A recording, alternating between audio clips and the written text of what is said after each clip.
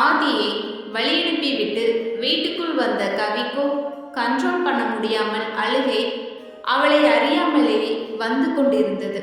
இதை பார்த்த கவியின் தங்கையோ, அழாதக்கா, ஆதி சார் சீக்கிரம் வந்துடுவாரு.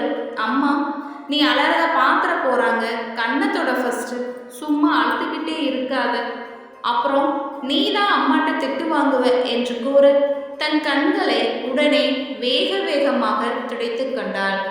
சரி வாக்கா, சாப்பிடலாம், சாப்பிட்டு படுக்கலாம் என்று கூறியவுடன் இருவரும் சாப்பிட்டு விட்டு படுத்து விட்டனர். படுத்தால் கவிக்கோ ஆதியின் நினைப்பே வந்து வந்து சென்றது. அவளால் தூங்க முடியாமல் புரண்டு புரண்டு படுத்தாள்.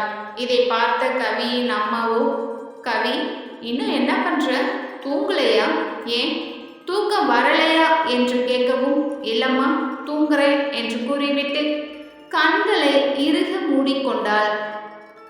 திடீரென போனில் மெசேஜ் சவுண்டு வரவும் எடுத்து பார்க்கையில், ஹாய் பேபி, என்ன பண்ற, சாப்பிட்டியா, தூங்கலையா இன்னும் என்ற மெசேஜ் ஆதியிடமிருந்து வந்தது.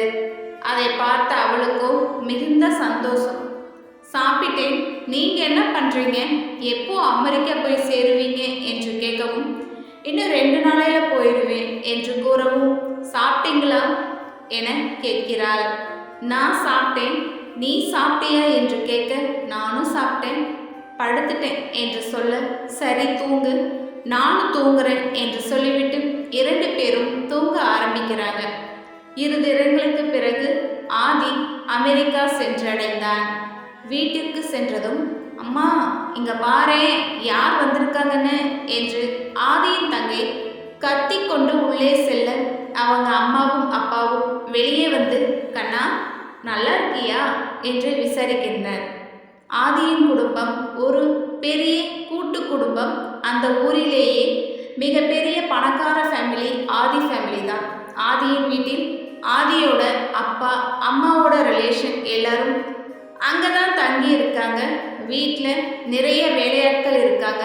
அவங்க வீட்டில் இருக்கிற ஆண்கள் எல்லாரும் மிகப்பெரிய பிஸ்னஸ் மேன்கள். ஆதியின் மாமா பொண்ணான ஜனனியும் அதே கூட்டு குடும்பத்தில் ஒருத்தியாக வாழ்ந்து கொண்டிருக்கிறாள். எல்லாரும் வந்து ஆதியை வெல்கம் பண்ணுறாங்க ஆரத்தி எடுத்து.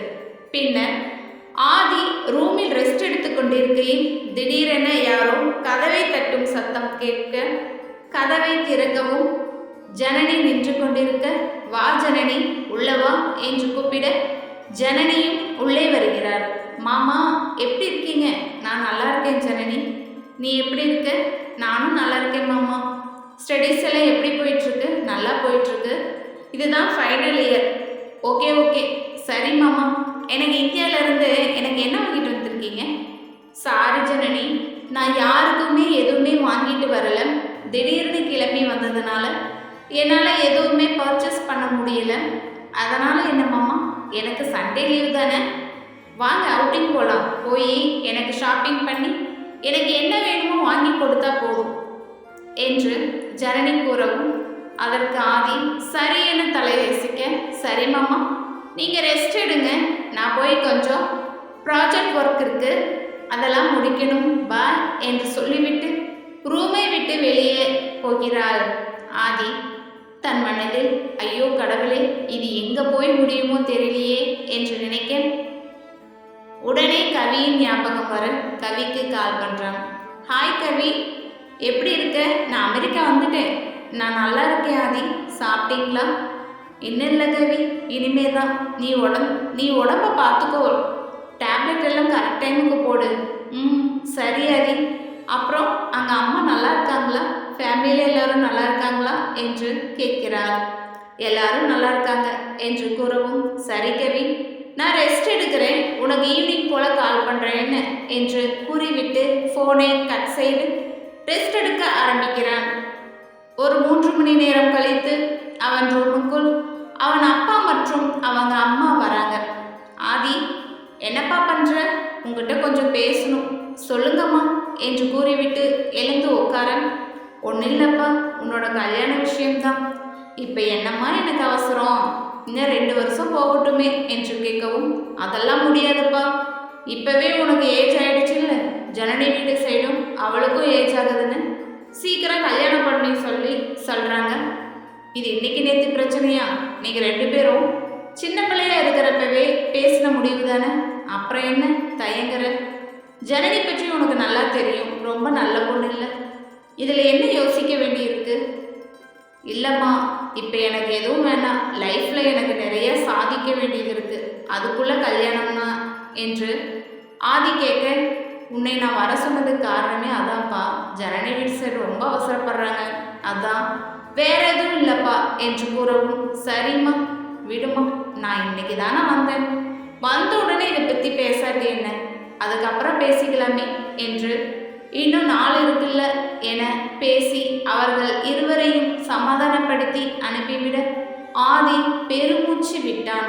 என்ன பண்றது, இவங்க வேற இப்படி ப்ரெஷர் பண்றாங்களே, பேசாம கவியை பத்தி சொல்லிடலாமா வேண்டாமா என யோசிக்க, இப்பவே வேண்டாம், கொஞ்ச நாள் ஆகட்டும் என்று தனக்குள் யோசித்து கொண்டிருக்க, சிறிது நேரம் கழித்து ஆதியின் மாமா பையனான வினோத் உள்ளே வர, ஹாய், எப்படி இருக்க? நல்லா இருக்கேன். ரெஸ்ட் எடுத்தியா? எடுத்தேன்டா. அப்புறம் இந்தியாவிலலாம் எப்படி இருந்துச்சு? நல்லா தான் இருந்துச்சு. அப்புறம் ஜனனி பற்றி பேசியிருப்பாங்களே? கண்டிப்பாக பேசினாங்க. நீ என்ன சொன்ன? இப்போ வேணாம், கொஞ்ச நாள் கழிச்சு பேசிக்கலாம் அப்படின்னு சொல்லியிருக்கேன். அவங்க இப்போவே மேரேஜ் பண்ணணும்னு ராவடி பண்ணுறாங்கடா, என்ன பண்ணுறதுனே தெரில என்று புலம்ப, சரி விடுடா, பேசிக்கலாம். சரி, ஈவினிங் வெளியே எங்கேயாச்சும் போகலாமா என்று வினோத் கேட்கவும், கண்டிப்பாக போகலாம்டா, அதுக்குள்ளே எனக்கு கொஞ்சம் ஒர்க் இருக்குது, அதெல்லாம் முடிச்சுட்டு நான் வந்துடுறேன் என்ன என்று கூறிவிட்டு வினோத் செல்கிறான். ஆதி அதற்குள்ளே கொஞ்சம் வெளியே போகலாம் என்று ஆதி தன் வண்டியை எடுத்துக்கொண்டு சென்று விடுகிறான். போகும் வழியில் ஜனனி தன் தோழிகளுடன் எதிரே நடந்து வர, ஹாய் மாமா, என்ன இந்த பக்கம் என்று கேட்கவும், ஜனனியின் தோழிகள் எல்லாம், யாருடி இவரு? சாரடி, நான் உங்களுக்கு இன்ட்ரடியூஸ் பண்ண மறந்துட்டேன், இவர் தான் எங்கள் மாமா, ஆதி மாமா, இவரை தான் நான் கல்யாணம் பண்ணிக்க போகிறேன் தெரியுமா?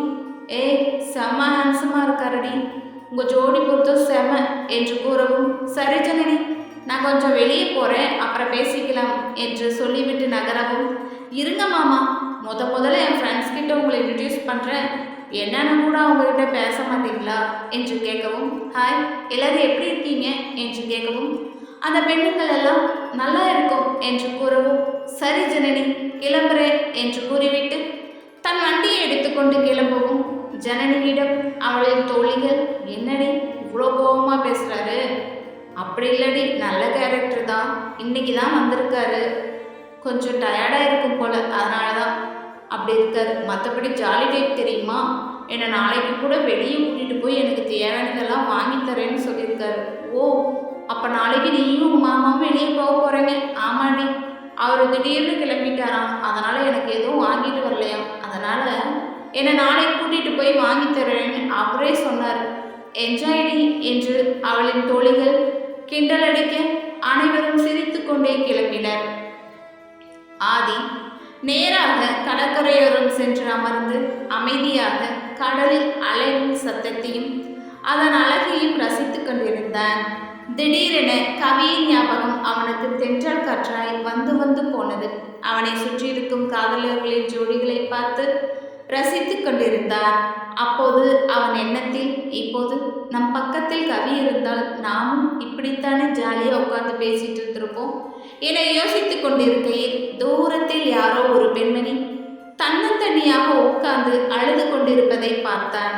அந்த பெண் பார்ப்பதற்கு 30 வயது மதிக்கத்தக்க பெண் மாதிரி தெரிந்தது. அவள் அருகே சென்று, யாருங்க நீங்க, ஏன் அலறிங்க என்று கேட்கவும், அந்த பெண் வேக வேகமாக தன் ஹேண்ட்பேக்கை எடுத்துக்கொண்டு கோபமாக நடக்க ஆரம்பித்தாள். இதோடு இந்த பார்ட் முடியுதுங்க. உங்களுக்கு இந்த ஸ்டோரி பிடிச்சிருந்துச்சுன்னா லைக் பண்ணி, ஷேர் பண்ணி, சப்ஸ்கிரைப் பண்ணுங்கள். உங்கள் கருத்துக்களை நம்ம கண்டிப்பாக எல்லோரும் கமெண்டில் தெரிவிங்க. நிறைய பேர் சப்ஸ்கிரைப் பண்ணாமே பார்த்துட்ருக்கீங்க. சப்ஸ்கிரைப் பண்ணிங்கன்னா எனக்கும் மேலும் மோட்டிவேஷனாக இருக்கும். இதை தொடர்ந்து நம்ம சேனலில் தொடர்கதை வந்துகிட்டே இருக்கும். உங்களுக்கு பிடிச்ச மாதிரி கண்டிப்பாக இந்த ஸ்டோரியெல்லாம் கண்டிப்பாக இருக்கும்னு நான் நம்புகிறேன். மறக்காமல் உங்கள் ஃப்ரெண்ட்ஸுக்கும் ஷேர் பண்ணுங்கள்.